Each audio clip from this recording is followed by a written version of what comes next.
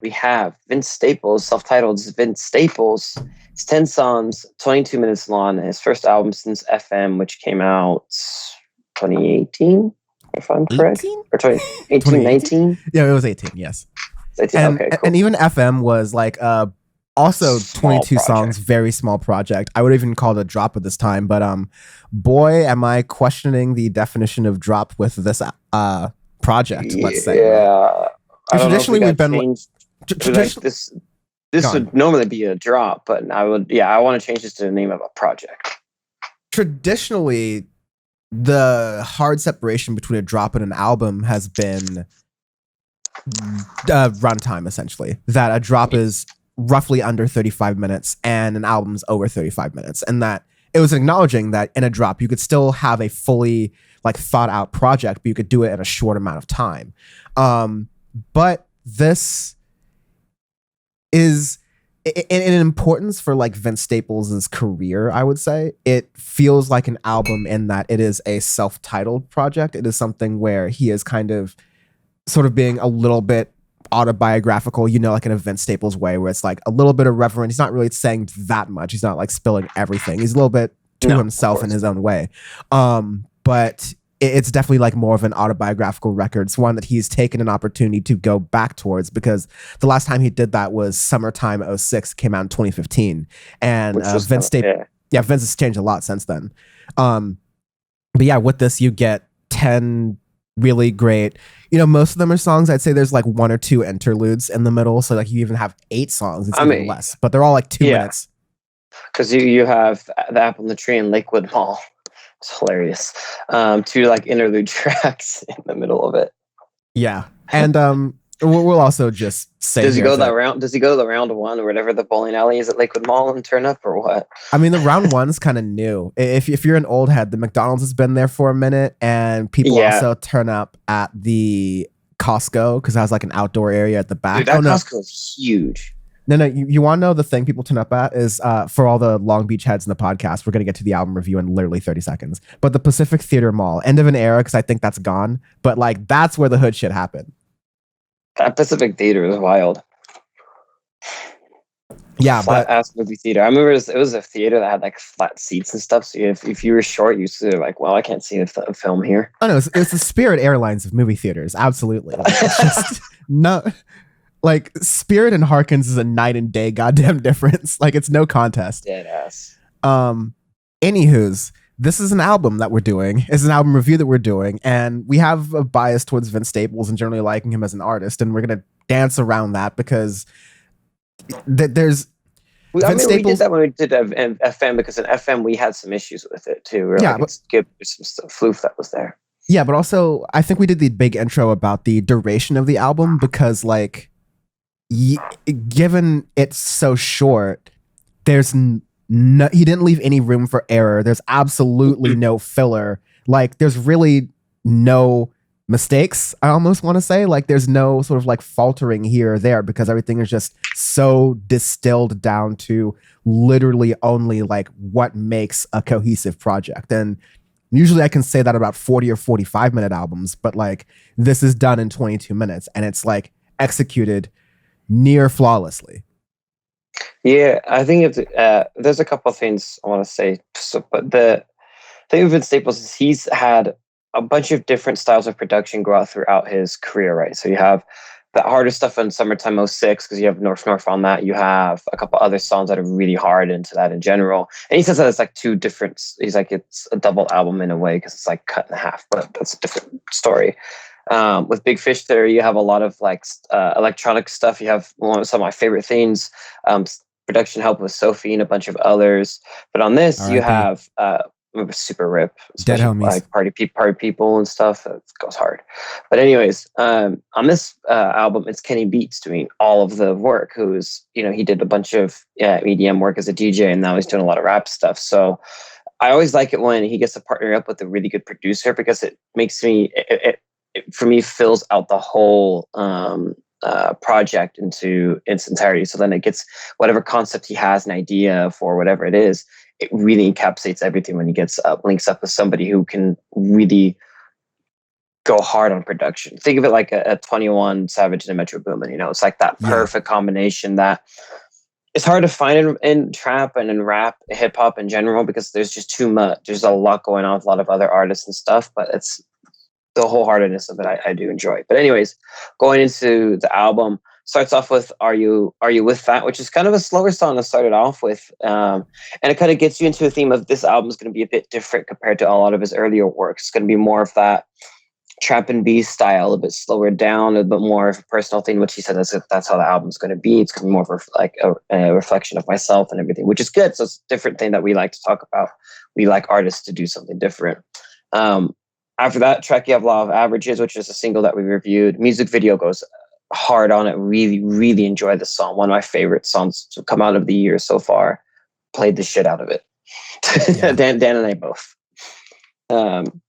It's interesting because like it's not a conventional banger, but it is. No, it's because it's very slow. It's something you would dip in from like the experimental bag, as it were, right? Like experimental music, like fully as a genre, like not even experimental rap, like just the sound of it. So like Kenny Beats, great job on that. I've never been too like down on Kenny Beats, but definitely through some friends, I've gotten to like pay attention to a lot of the stuff he does more. And so great work on that. Law of Averages, just knocked it out of the park. And it's not just that. There's songs like, I'm not going to go into all the ones after that, but all the ones after that are produced to a similar caliber. I see why they picked Law of Averages as the lead single, but they're all a really similar caliber.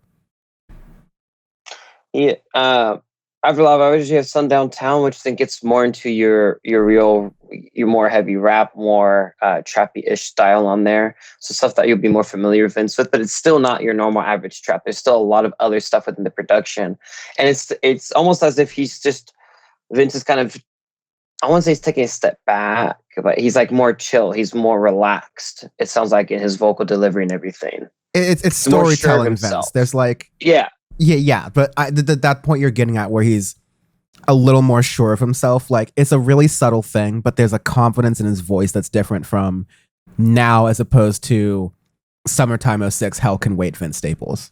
Yeah, like exactly. There's a kind of like an arc between Screen Door off of Hell Can Wait, I want to believe, and Sundown Town and The Shining more broadly, because they're similar in subject matter. Screen Door is a lot more in depth. It's like longer than any song on this album, but thematically they're similar, but it just like the delivery that Vince Staples had, it just is more distilled and delivered right there, and that career trajectory growth is happened really quickly. That's for sure. Yeah, after you just talk about Shining a little bit. After that, you have Taking Trips, which I like that song a lot. It's just funny. It's just funny to me a little bit, where it's like kind of on the nose with some stuff and everything. This is the Vince I really love, where he's like making jokes about hard shit. He keeps going on and on about other stuff. It's fun, and then talks about some stuff of naturally some Long Beach stuff and other things. If you're local like us, it's really nice. Like we get all these littered with Easter eggs. Stuff, yeah, so it's hilarious. But that's a fun track. I listen to that a lot. Yeah. You get Take Me Home, which is a really nice trap and B, like fully Vince Staples thing. And I think it's been, not fully unfamiliar territory, because Vince Staples has done some, I want to say features. Yeah, that's right. Features with different artists, and has definitely dipped into trap and B and doing that more. But definitely what we wanted to see was, can Vince Staples sort of show that emotional depth and range? And there's definitely, you get that the most in Take Me Home, I would say. Yeah. And like you get it throughout in other places where you get references to his personality and like why the way he is.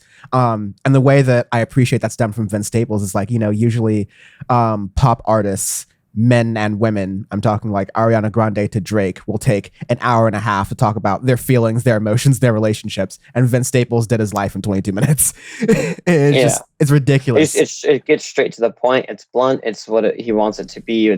I like that. It's concise and cohesive, so which is good, because a lot of those albums, like we get those 8-hour long albums or stuff that is just, they're unbearable. So it's nice that a lot of the good rap albums and trap albums that we've been getting this year have been starting to be shorter and more to the point and everything, which is good. And a lot of albums in general too have been getting pretty short this year that we have enjoyed. So It's a good a trend that I've been seeing this year.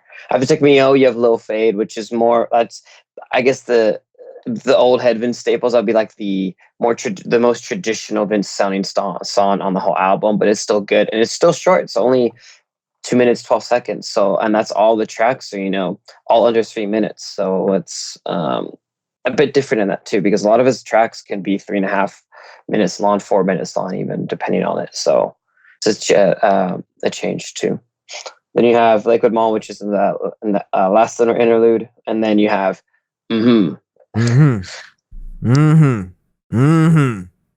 Love that track. Phenomenal.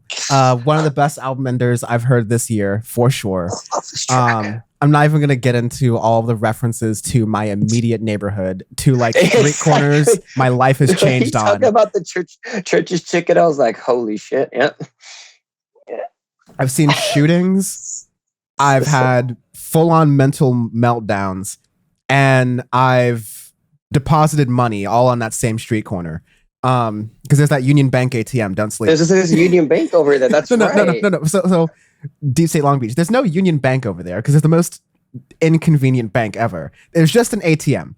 There's just an ATM sitting by a 7-Eleven and a La Pizza Loca and a Church's Chicken right in the hood. Have fun. Yep. That's your bank. It's just funny as South Street. Like you just go up South Street, like just 3 blocks up, and you got the Cerritos Mall, a couple blocks down, and then you got wildness on. It's just funny. It's funny. I will say that's a bold expansion of the hood to go all the way to South and Bellflower, but that's neither here nor there. Hashtag no politics.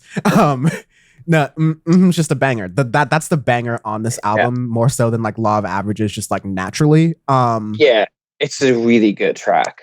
Phenomenal. Really good track. And this has been said too. When I was listening, I heard him say some stuff. He said, "Law of Averages is a single just to get you an idea of what I wanted this to sound like. It's not the best track on the album because I don't want to show my whole hand, but the music video, everything, it gets you an idea of what I want to be said and want to put out there." So, and he's definitely right in that. Fantastic album though overall. Really enjoy it. I'm thoroughly impressed with it because after FM, I was just interested to see what he would do because he takes his time between projects. He does a lot of different features. I mean, he was featured on a ton of work over the past couple of years, but it's nice to have a full project of himself. And yeah, it's great. And he has another one coming out this year too, correct? Yes. We, at least in his like press cycle for this, he was saying that there's going to be 2 albums coming out this year, and at least makes a lot more sense. Not only because like we usually have our standard, Audioface checklist of don't make an album too quickly. Well, this album project is very short, so you can say you made an album, say it's like 2 parts or like whatever, and one part's 22 minutes, the other part's like another 22 minutes, and maybe more, maybe less even, and that works. That can still be a complete body of work. I'm interested to see that because I think since we've gotten like deep introspective vents, we might get like experimental banger events or something like that.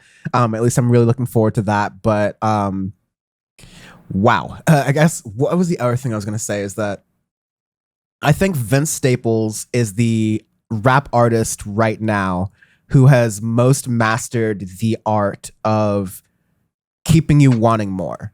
Like to the likes of Kendrick Lamar, where it's just like, where the fuck is he? Like, why has he got more, right? Because like with this album, very rarely can I very cleanly say, I want more of this, I need more of this after listening to a record. Usually I'm like, this will hold me. I'm good. Mm-hmm. Like a Gorillaz album will hold me for like 5 years or so, all right? And this will hold me for 5 years. I'm going to be listening to this like song and album for 5 years or so, but I want more sooner. And it's not because the artist did anything wrong. They did everything right. And like, I try not to dick right here, but I don't think I've ever really said or felt that way about a project on Audioface before. So like, phenomenal job, top to bottom. Can't really complain about anything. Arbitrary scale this week, because we always do arbitrary scales in Audioface, because if we gave it a score out of 1 to 10, people would get all in our mentions, and I don't really feel like dealing with that. Our comments are really great right now. Don't want to make it worse. So this week it's going to be Tour de France bystander signs. Was it the Tour de France that that bystander sign happened, or was it a different cycling race actually? No. That was literally the tour. It was the That's stage one awesome. of the tour. It was That's stage one awesome. of the tour, dude. So And what's then one of that? my favorite cyclists, Tony Martin, went down, took down half his goddamn team. It was a disaster. Yeah. So whatever the sign is, I guess the larger sign that causes the worst accident is better because it's Audioface. So this is gonna be like the Neon Museum in Vancouver that I went to. Free the Dead First Nations folks. And they had, because it's literally built on their land. And it's a neon museum. And so if you put one of those neon signs on the bike path directly, just like clock out good 10 or 15 of those cyclists, beat all those like little stupid French village ordinances about like how big your signs can be in front of your establishment. This is America. Big neon sign. Sorry.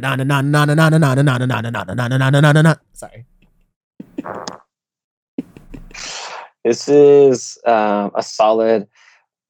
This has happened before, actually, a cycling race. This is a motorbike with a sign telling you how far you have of the group behind you, because you're like solo breakawaying, and it gives you you have 2 minutes on the group, and that guy accidentally drops a sign, hits you, and you crash. That's happened before. That's annoying. It's. I mean, it has to happen in all sports where like the ref or like the official people accidentally interfere. Like it just has to happen. But it's 10 times worse there, because you're like crashing on your bike at 40 miles an hour, and you've got rash everywhere. Your shit's broken, and you lose a lot of money and broken bones. And yeah, it's beautiful. Poetry in motion.